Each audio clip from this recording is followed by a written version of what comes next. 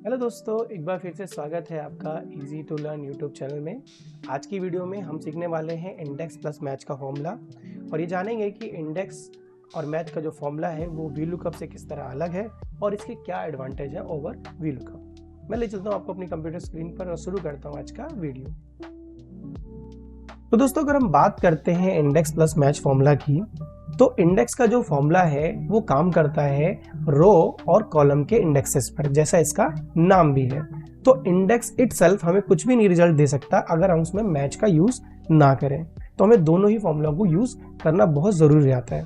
आइए एग्जांपल से आपको समझाता हूं कि इंडेक्स विदाउट मैच कोई भी यूजफुल फॉर्मूला नहीं है। अगर मुझे इस टेबल से, जो हमारे पास एक प्रोडक्ट की टेबल है, इसमें प्रोडक्ट आईडी, प्रोडक्ट का नाम, प्राइस और उसकी वारंटी लिखी है, मुझे कीबोर्ड का प्राइस सर्च करना है।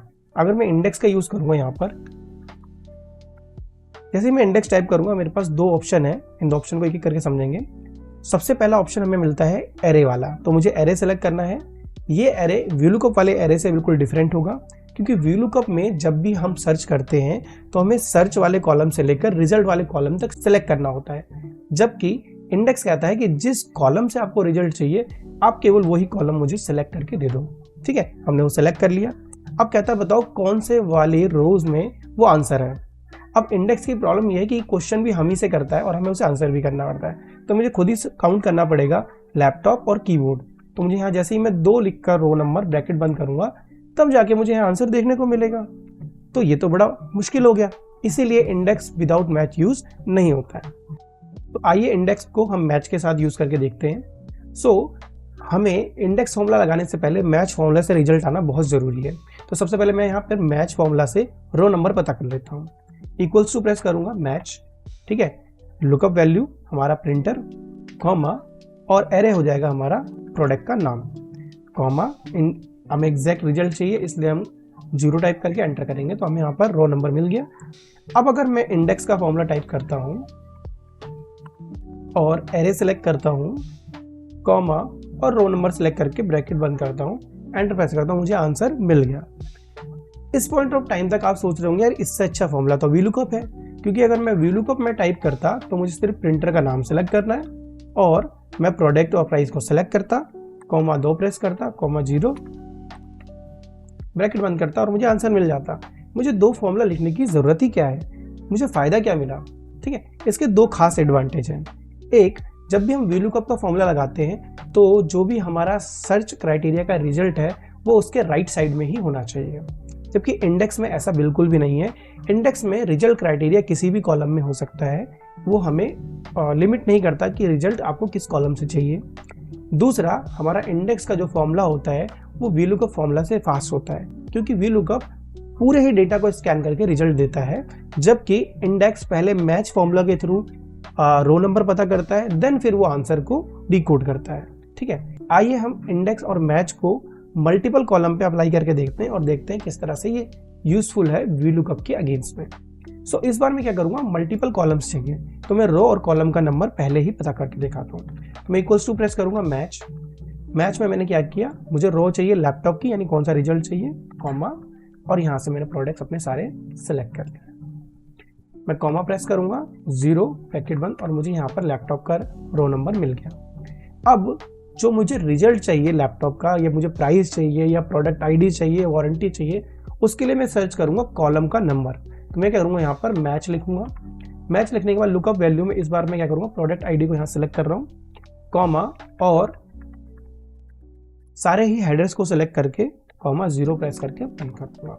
तो आप देखेंगे मुझे रो नंबर 1 में से आइटम चाहिए, रिजल्ट चाहिए, और कॉलम नंबर 1 से चाहिए। अब अगर हम लेफ्ट वाले साइड में वीलुकअप लगाने की कोशिश करेंगे तो हमें आंसर नहीं मिलेगा, पर जबकि हम इंडेक्स लगाएंगे तो इक्वल्स टू, जब हम इंडेक्स लिखेंगे इस बार, तो हम पिछली बार हम एरे सेलेक्ट कर रहे थे सिंगल कॉलम, अब हम क्या करेंगे, सारा का सारा डेटा ही सेलेक्ट कर लेंगे। सेलेक्ट करने के बाद हमें क्या करना है, यहाँ से अपना रो नंबर और यहाँ से अपना कॉलम नंबर सेलेक्ट करके ब्रैकेट बंद कर देंगे। और आप देखेंगे हमने यहाँ पर प्रोडक्ट आईडी सेलेक्ट किया था लैपटॉप का, तो हमें लैपटॉप का प्रोडक्ट आईडी 101 मिल गया। अगर मैं इस ड्रॉप डाउन मेन्यू से माउस को सेलेक्ट कर दूँ तो मुझे माउस का प्रोडक्ट आईडी मिल गया। ठीक है, अगर मैं प्रिंटर सेलेक्ट करता हूँ तो प्रिंटर का प्रोडक्ट आईडी भी यहाँ पर देखने को मिलता है। अब मैं चाहूँ प्रोडक्ट आईडी की जगह प्रोडक्ट नेम को सिलेक्ट कर लूँ या प्राइस को सिलेक्ट कर लूँ और या फिर मैं वारंटी को सिलेक्ट कर दूँ।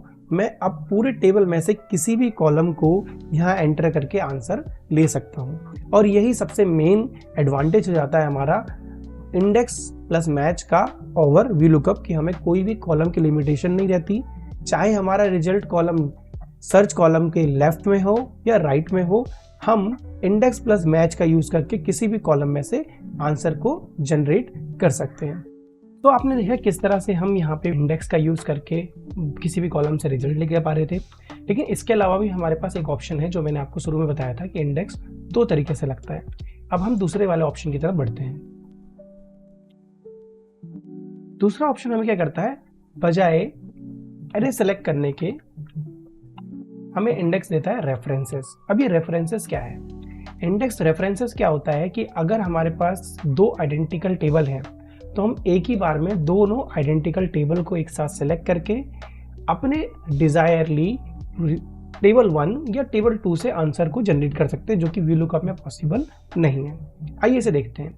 इससे पहले जब हम इंडेक्स में एरिया सेलेक्ट कर रहे थे या टेबल सेलेक्ट कर रहे थे तो हम क्या कर रहे थे, डायरेक्ट इंडेक्स लगाने के बाद ही टेबल को ऐसे सेलेक्ट कर रहे थे। पर जब हमें रेफरेंसेस यूज करना है तो थोड़ा सा चेंज है।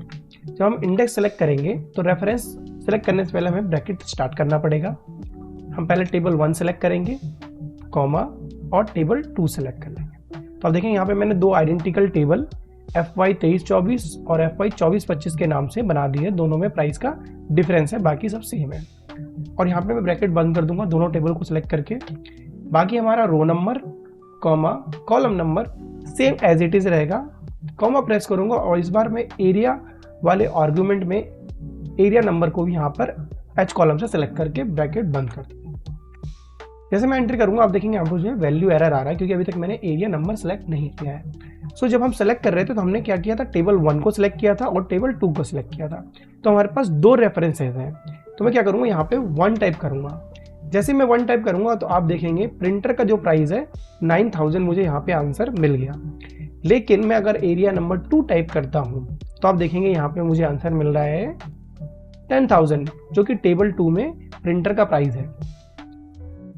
इसी तरह मैं कोई सा भी आइटम अगर यहाँ सेलेक्ट करता हूँ, कीबोर्ड, और मुझे एरिया 2 में उसका प्राइस मिल रहा है 700, जबकि मैं एरिया 1 या टेबल 1 सेलेक्ट करूंगा तो वहाँ पे 500 आ रहा। तो मैंने आपको बहुत इजीली यहाँ पर इंडेक्स प्लस मैच का यूज़ करना सिखाया है।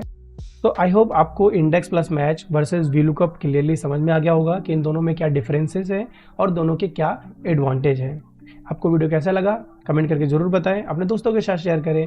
मैं मिलता हूं आपसे अगली वीडियो में, तब तक के लिए बाय।